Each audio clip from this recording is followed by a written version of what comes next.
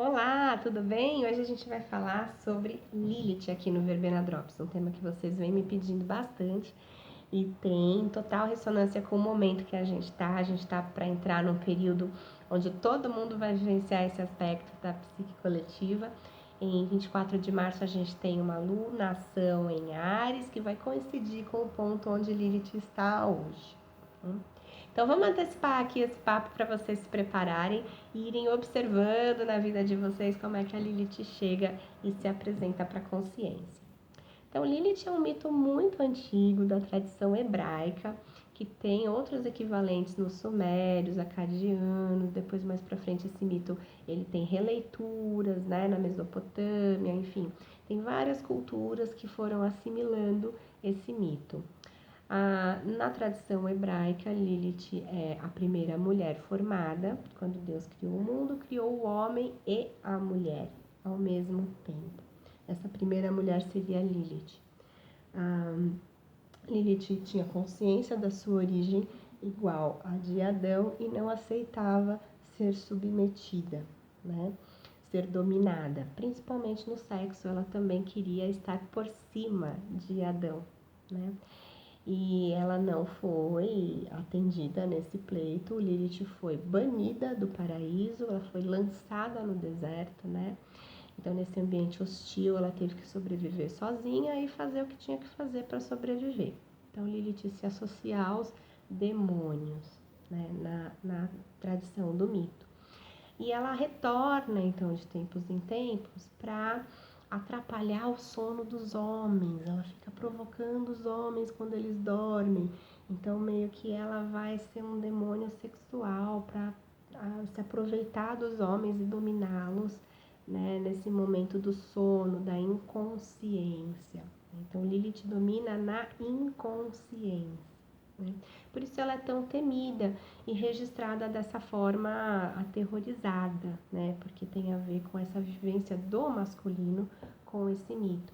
A gente tem pouquíssimos registros da vivência do feminino com Lilith, porque a história toda é registrada e interpretada pela lente do masculino. Então tudo que a gente tem de registro histórico de Lilith foi feito por homens. Aí também a gente pode perceber uma grande incompreensão, né? E o temor que esse mito causa. Por isso que a Lilith é sempre retratada como um demônio de cor escura, que tem a ver com essa coisa do proibido, do inconsciente, né? Os cheiros fortes, então uma presença muito marcante, o cabelo vermelho, então indica também essa conexão com a libido, com o desejo. O fato de Lilith se postar em cima de um homem mostra o quanto ela representa também uma atitude dominante, apropriada do seu prazer, né? Um feminino apropriado. Então isso é muito temeroso. Ao longo do tempo, esse mito foi sendo registrado com essas características sempre no negativo. Então é importante que quando a gente revisite esse mito, tenha isso em conta, né? Para não cair no lugar de que Lilith é simplesmente um demônio terrível e que a gente não pode nem falar o nome dela. Acho que a gente pode repensar, né, isso, considerando o momento atual e todo o conhecimento que a gente tem sobre a condição feminina, né, socialmente. E desde sempre, Lilith, então, representa uma ambivalência. Ao mesmo tempo que a gente tem a figura da Eva, aí sim, essa mulher formada da costela de Adão, então ela tem uma origem que depende do homem para existir, né?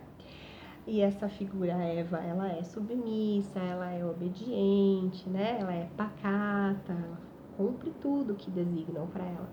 Então, essa figura feminina que foi construindo a nossa psique coletiva, essa referência de feminino obediente, na verdade, é um feminino incompleto.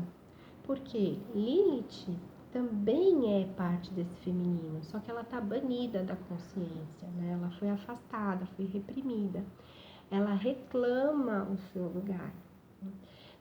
Eva, no entanto, não dá conta de explicar todas as nuances da psique feminina. Né? Então, a mulher pode ser tudo que Eva representa e muito mais. Né? o princípio feminino ele é ambivalente por natureza, né? E aí, mais para frente, o mito de Lilith vai sendo associado com outras figuras. Outras culturas vão desdobrar esse mito em mais partes para acompanhar o movimento da Lua. Aí a gente tem a associação da Lua cheia e a Lua negra, né? A tradição helênica, os gregos, os romanos, né, vão desenvolver o mito de Perséfone, que vai destrinchar as fases da mulher e vão assimilar esse momento em que a mulher está no submundo, no inconsciente, que ela é terrível, que ela é dominadora, né? Então vão assimilando assim, essas facetas do mito, né? Mais para frente, na Idade Média, a gente tem toda a perseguição às bruxas, e aí a gente tem muita associação das pinturas, né? Lilith sendo representada como uma bruxa, porque é essa mulher que compreende os seus próprios ciclos, o seu corpo, que tem uma autonomia em relação à sexualidade. Essa mulher era desafiadora para o sistema da época, precisava ser banida, aniquilada, punida, né? E ainda nos dias atuais, a gente percebe que a representação da Lilith está presente, né? Tem sido cada vez mais adotada, né? Nessa postura mais aguerrida das mulheres que lutam pelos seus próprios direitos, que exigem serem ouvidas, né? Por serem cidadãs e terem condição de igualdade resguardada na lei, mas a gente ainda tem uma resistência na psique coletiva à presença da Lilith, né? Então, por isso, ainda tem uma agressividade para que a gente dê lugar para a Lilith se manifestar culturalmente na psique coletiva. A Lilith sempre vai ter essa associação com uma atitude de fortalecimento, né, próprio, porque Lilith reclama o seu lugar. Então, ela faz isso com voz própria, né? Então, é muito interessante essa relação do mito quando a gente traz, então, para o lugar da astrologia, porque na astrologia esse ponto onde está Lilith no nosso mapa pede para que a gente faça uma revisitação àquilo que nos aconteceu e que fez com que a gente perdesse a nossa voz, né? Por que eu não consigo me defender? Por que eu não consigo impor limites na minha vida? Por que eu me saboto? Né? Por que eu não acredito em mim mesma? E Lilith é um ponto que as mulheres vivenciam muito, está muito mais próximo da nossa experiência na condição feminina do que dos homens, mas é um ponto que influencia homens e mulheres igualmente, tá?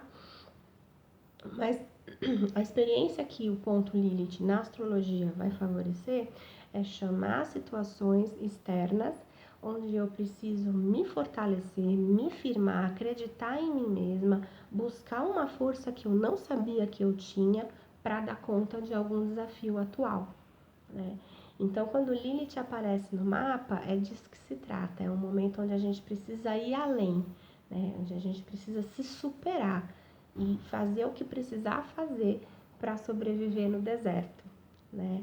E aí superar principalmente o medo dos demônios. Os demônios são as coisas que nos afetam, nos assustam, nos atemorizam. Preciso vencer isso, né? Reduzir isso a algo conhecido para que eu não tema e nem me impeça de crescer por causa disso, né?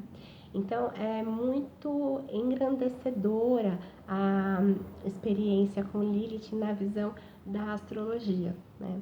Então, a gente passa por esse momento em alguma fase da vida com bastante consciência. Então, essa época dos 27 anos, dos 27 aos 30, é uma época onde a gente tangencia Lilith com bastante consciência. E para quem está afinado no seu trabalho interno, a gente está para entrar, né, em contato com a energia de Lilith agora em março, dia 24 de março, é a alunação que vai cair exatamente no grau onde Lilith já está. Então, para quem se interessou por esse tema, procure um pouquinho mais pela internet, tem coisa muito interessante aí, circulando, coisa boa, informação boa, né, para vocês complementarem o que eu estou contando aqui. E para quem gostou do vídeo, dá um curtir, compartilha, comenta para eu também saber o que vocês têm achado da nossa conversa. Vou ficar à disposição para responder as perguntas de vocês, tá bom?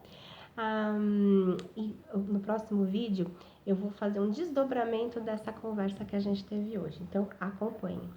Fico por aqui, um beijo para todos vocês e até o próximo vídeo.